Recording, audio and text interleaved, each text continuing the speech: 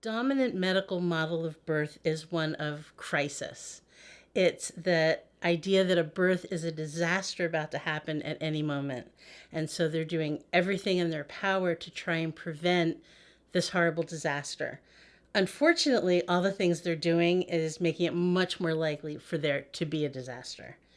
And that's one of the big problems that we have with that medical model. The medical model became the norm when birth moved from the home to the hospital. And the way that they sold the idea of hospital birth being better is by trying to make it seem like the hospital was a sterile environment, so therefore it was cleaner than a home birth. They also sold the idea that midwives were dirty, uninformed, poorly educated care providers. And this was at a time when people were just really starting to understand germ theory. And so the idea that you could go someplace that was cleaner than your house to have a baby seemed like a good idea. And that's how they started to sell it. The other big promise that they had was that you could have a pain-free birth because when you were in the hospital, you'd be able to get medication that would take care of the pain. And they did have medication that did a number of things along with taking care of the pain. Caused a lot of problems as well.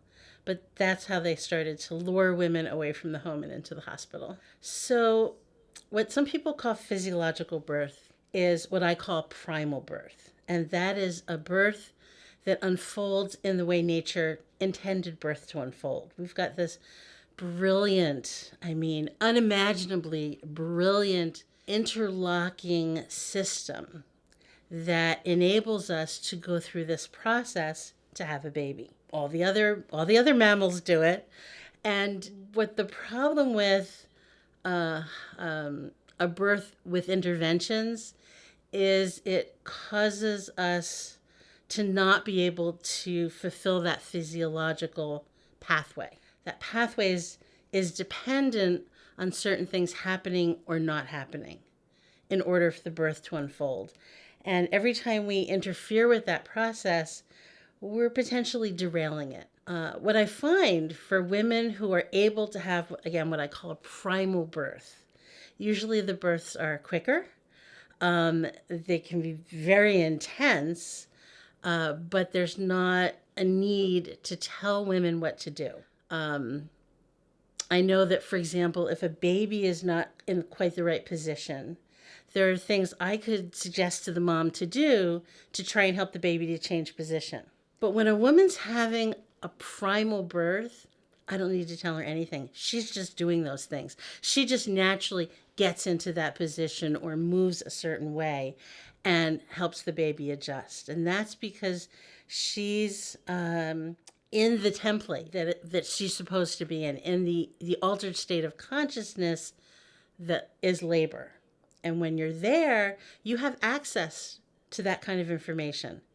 So in that kind of a birth, my job is to stand back, stay out of the way, and let it unfold. So many decades ago, Michel Odent and Sheila Kitzinger both described the environment for a great birth to unfold. It would be the same environment you might choose to have sex. You need to feel safe. It should be private, warm, and comfortable. And in that environment, you can go into that altered state of consciousness, whether it's arousal or labor. They're basically almost the exact same altered state of consciousness. And conversely, if you have an environment where there are harsh lights and funny smells and strangers and clocks and all of the things that take us out of the altered state, that will interfere with the unfolding of that natural process. So one of the things a lot of people don't understand is that labor is an altered state of consciousness. So first, what is that? What's an altered state of consciousness? It's really any non-ordinary reality. And the fact is, we go into altered states and out all the time. If I'm driving the car and I know where I'm going and I don't have to pay attention and I'm imagining something, or I'm in reverie, or if I'm sitting at my desk and I'm doodling, those are all altered states. Those are lightly altered states. What happens as we are in our ordinary reality is our brains are dominated by beta waves. And as we start to relax into an altered state, alpha waves take over. Now, again, labor and arousal, almost the exact same altered state of consciousness. And what we're doing in that first phase of labor, what we're doing in that first phase of arousal, is we're kind of testing, is it safe? Can I relax out of ordinary consciousness where I have to be vigilant and alert, pay attention to what's happening and scan for danger? Can I let go of that and start to relax and go into that first stage of altered consciousness? And we often kind of go back and forth a little bit. The easier it is to just shift into beta, the quicker we can then get to the next phase, the deeper phase. And that's going to be our theta waves. And theta waves are our deeply altered state of consciousness. So this is when we're at high level arousal or deep into the process of labor. And in these very deeply altered states of consciousness, all kinds of things start to shift. Time changes. It can feel timeless or like a moment takes forever, but time shifts. Time is different. What we're paying attention to is different. In ordinary reality, I'm paying attention to what's going on around me. As I go into that beta wave, I start paying more attention to myself. And when I get to the theta, I'm completely unself-conscious. It's like we're in our animal nature, our animal self. And this is where primal birth comes in, right? When we're in our animal embodied self, no more consciousness. This is how in labor, when women start throwing off any clothes they might have on, they're getting to that stage of labor. If they're still dressed, they're probably not there yet. And again, the same as with sex, right? When you get to that point, that's where you start going like, why am I wearing clothes? Let me get rid of those clothes. So that is theta. And in theta, we have access to the subconscious, the stuff that we're not even aware of. And if we can keep going, we can get to the deepest state, and that's delta. A lot of women in labor or sex don't get to delta. So delta is where we might start having expanded orgasm experiences, orgasms that go on for many minutes at a time, or waves and waves, or an hour of orgasm. You're in delta at that point. You're in the deepest place. And in labor, again, it's the most intense experience of labor. And in those deepest states of altered consciousness, we have access to information that we don't normally.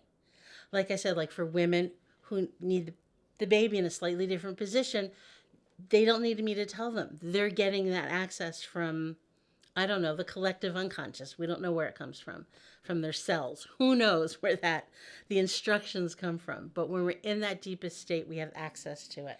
And we can practice going into altered states. The more often we do it, the more skilled we get at enhancing our trance, the better the sex, the better the birth.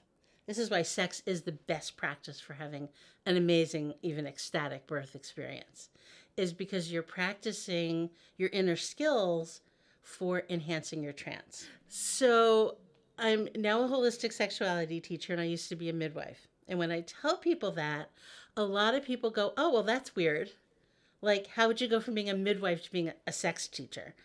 And I think it's the most logical thing in the world. I think having been a midwife was the best foundation I could possibly have for learning about and teaching about sex. So birth was my great teacher. And it's really kind of obvious when you start thinking about it, but we're using the same equipment, number one. Not only the same body parts, not just our genitals or our uterus if you have a uterus, or our breasts, but the neural pathways, the brain connection to the breast, to the uterus, all of those pathways. So here's a really interesting example.